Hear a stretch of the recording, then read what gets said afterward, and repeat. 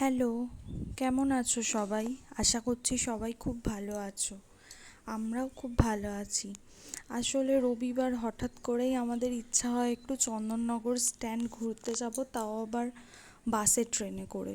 সবারই এরকম মানে আলোচনা হয় যে অনেক দিন বাস ট্রেন চাপিনি, তো বাসে ট্রেনে করেই যাওয়া হবে।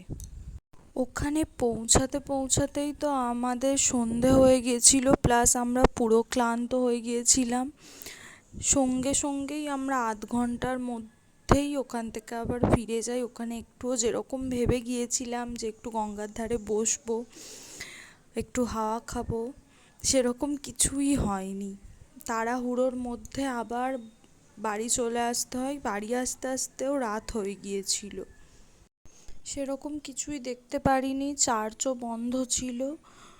শুধু এখানের যে মোমোটা, যেটা আমার খুব ভালো লাগে, স্ট্যান্ডে অনেক দোকান আছে, তবে আমি যখনই যেতাম বিয়ের আগে এই দোকানের মোমোটাই খেতাম। এবারেও গিয়ে এটাই খেয়েছি। খেয়ে দিয়ে টায়ার্ড হয়ে বাড়ি ফিরেছি।